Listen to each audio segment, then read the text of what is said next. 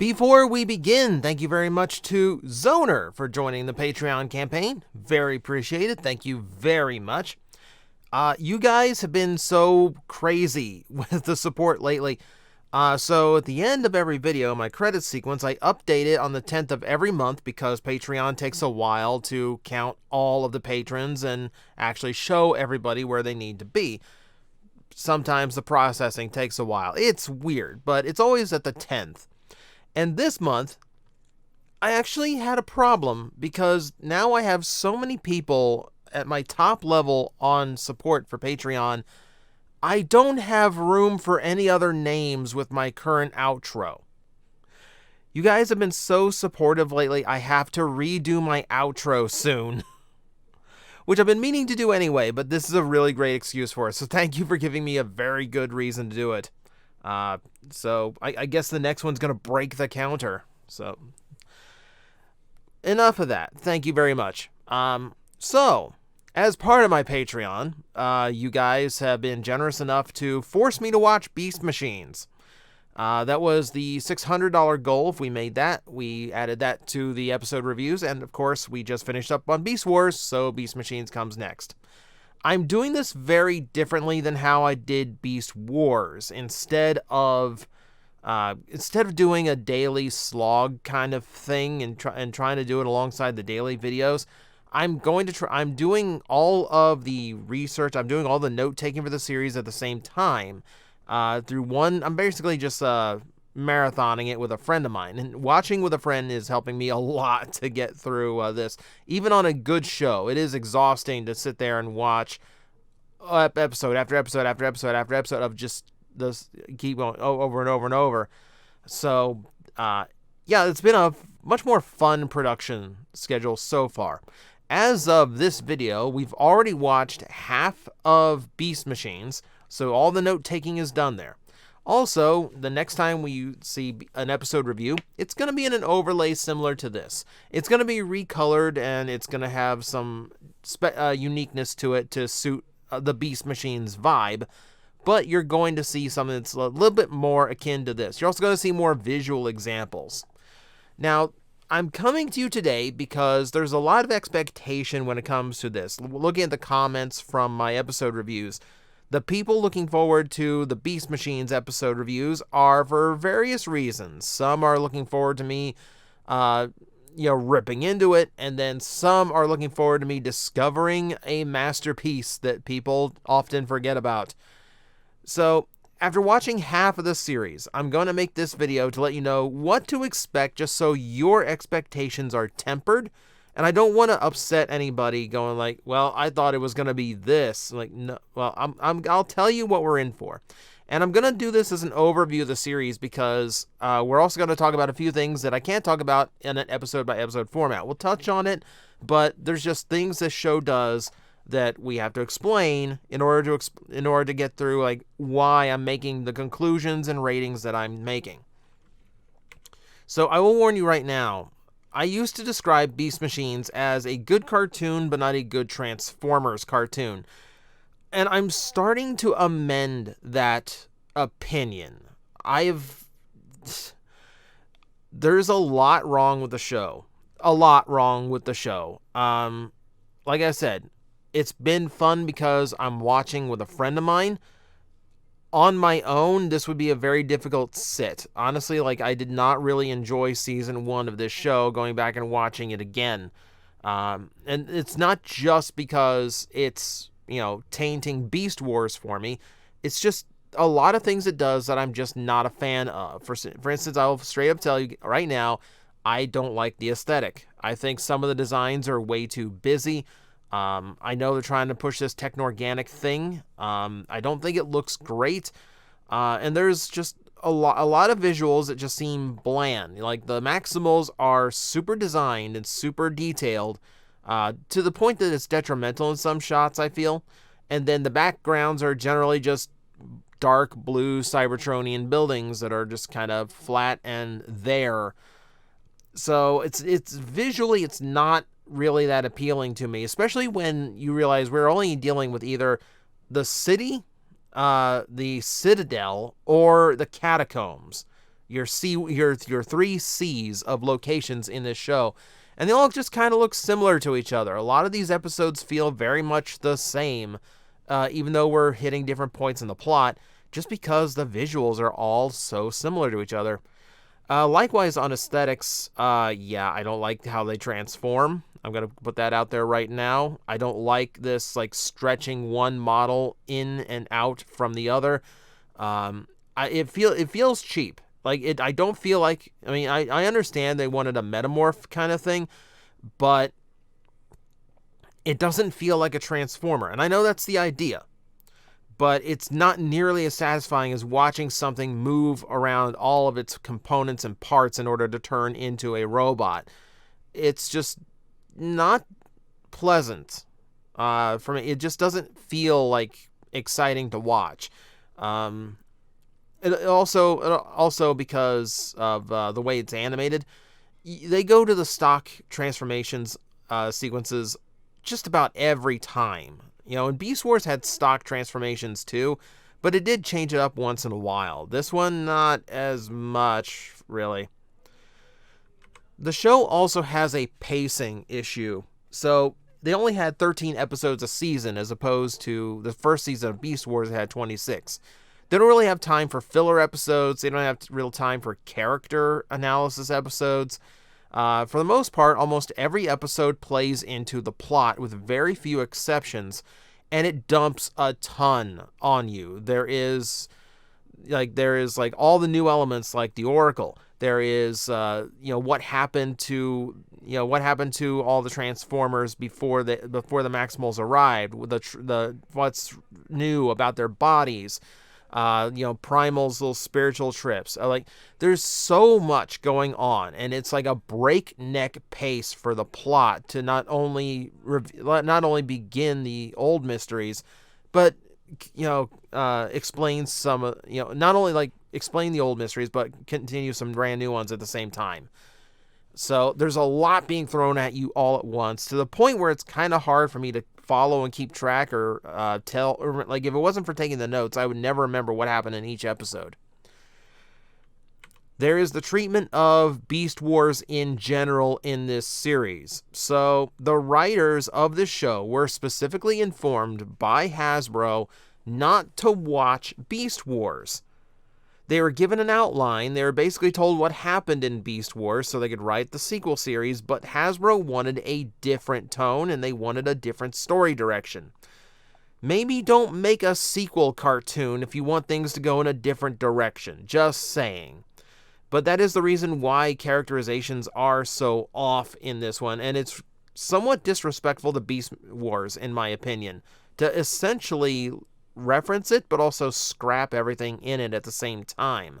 So it's being brought up, and we're being reminded, this is Beast Wars. This is the Beast Wars sequel, the Beast Wars characters, and the reminders are making it worse when the characters are so different from each other, which does bring me to, like, the whole character assassination of some of these characters. Optimus Primal has gone full spiritual, which, granted, he had a very spiritual experience. That'll do with that.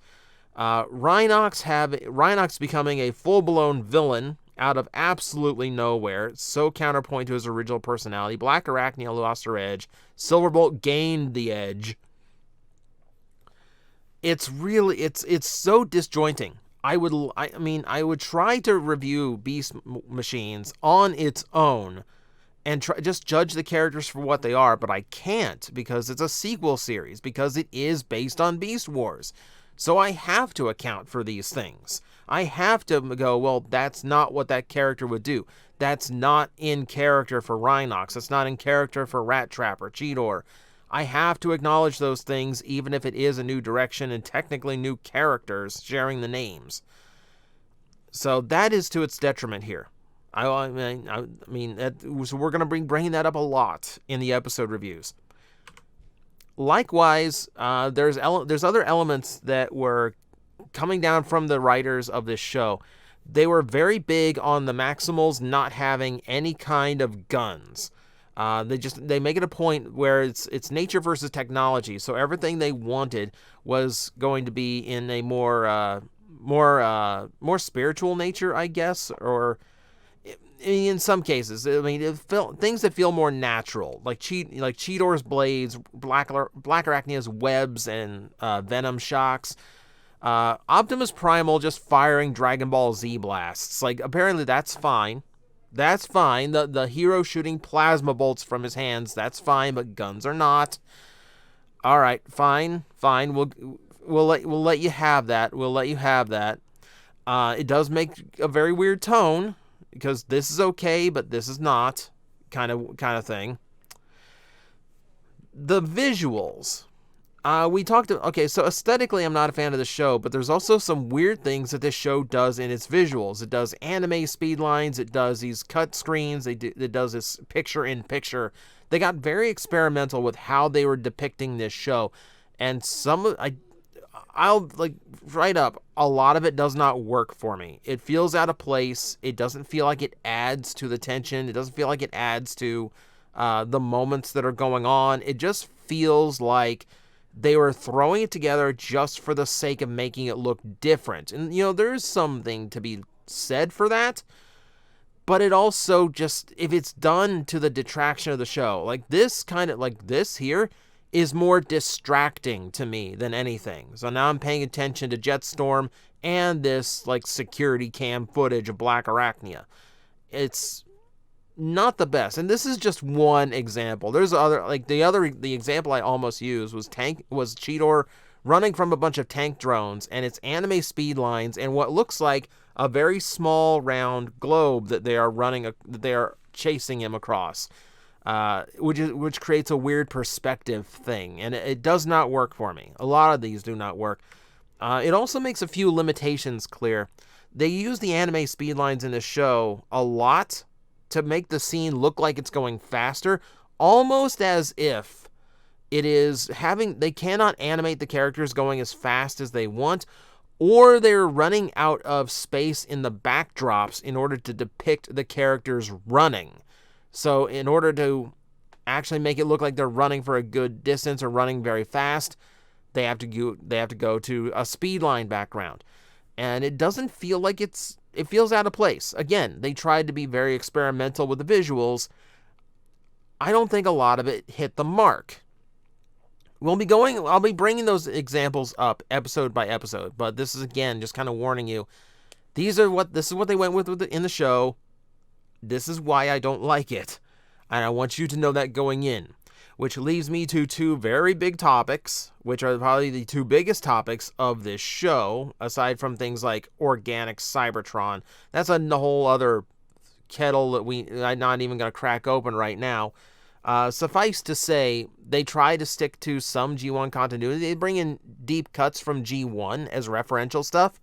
Keep in mind, they're not allowed to watch Beast Wars because it was too referential, but there's these G1 references we want you to use. The show is a sequel of a sequel, and you don't want them to be referential. I know, it's back and forth. It doesn't make sense. It's someone at Hasbro. It made sense. But okay. So aside from like ignoring the history of Cybertron and just saying that it is an organic planet. By the way, there's two elements to talk about. One is Primal going full spiritual. Hasbro wanted a spiritual direction for this series, and the writers decided that a nature versus technology storyline was obvious for that, but also kind of cliche at that point. Like even in 1999, that was a cliche storyline. So instead they went with like what we eventually got and what season 2 made it clear is a balance between nature and technology. So okay, you're not abandoning robotics and Transformers altogether.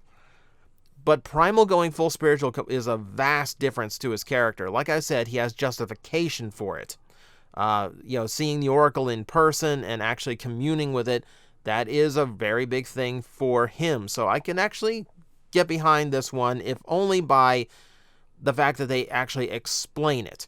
And the fact that the finale of Beast Wars does involve him reading through the Covenant of Primus and reciting it from memory does tell you there is something of a religious mind in there, even if we do not often see it because kids show. So, okay, it's a weird facet for Optimus Primal, but there's justification, there's actual backstory in Beast Wars to explain it, so I'm going to give the show a pass on this particular element. We're not going to focus too much on it. And then there's this guy. So a lot of people wanted me to rip into Night Scream, alright? Okay, so we already know it's an ugly character design. This is probably my least favorite design in the entire series. And we know how bad the original toy was. Beyond that, though, like, what are we judging him for? He's the young character of the show, and they're trying not to do the Cheetor thing of just making him a young hothead. He's a loner. You know, he's got a bit of an emo streak to him. So he's got attitude. He doesn't know how to work with teammates. He doesn't know how to be respectful around teammates. There is a growth to the character that is visible as the show goes on. Even in just season 1, they are going to lengths to actually make sure the Night Scream is growing as a character. Honestly, when I look at him now, and when I look back at him in this series, I don't find him intolerable or anything. Like, I'm not, like, wholly against this character. I'm not, like, upset or angry at him. No, it just feels like just like a young Transformer character. He's got learning to do. And when you're dealing with a cast that all went through the Beast Wars, especially Cheetor, whose whole plot throughout all these shows is him growing up, a young perspective is not a bad thing. You know, so having a younger character around is not really to the detriment of the show. Better design would have been nice, but it is what it is, and I don't really mind Night Scream yet. Now, Season 2, I know we're going to deal with Noble Savage. We're going to deal with a completely different character arc for him. That might be amended, but for now, Night Scream is not as bad as I remember him being. Alright, so are we clear now? Are we clear? So, this is just general stuff that I am noticing as I rewatch Beast Machines. Some of it is good, a lot of it is worse than I thought, and overall, yeah, it's not a Transformer show I would recommend. Now, Season 2, I can't remember Season 2 all that well. Maybe it saves it, maybe it doesn't, maybe it gets worse. I don't know. But as I was watching this show, I thought to myself, you know, I've got so many people with different expectations. I need to warn you what we are getting into when we go into the episode reviews. So that's what today is all about. And if you just wanted the overview of Beast Machines, thank you for watching. And if you're looking forward to the episode reviews, you know what to expect now. It's probably going to be a little more visceral than my Beast Wars reviews. So some of you are looking forward to that, and I hope you are. I mean, at the very least, I'm going to try to make fun with it. So thank you guys for watching. I will see you next time. Guys, I am facing the most powerful enemy any YouTuber can face, the algorithm, and I need your help to defeat him. Hit the like button, hit the subscribe button, hit the notification bell, and leave a comment. Every time you do, we attack that algorithm and we drive it back until it can no longer defeat this channel. Thank you very much.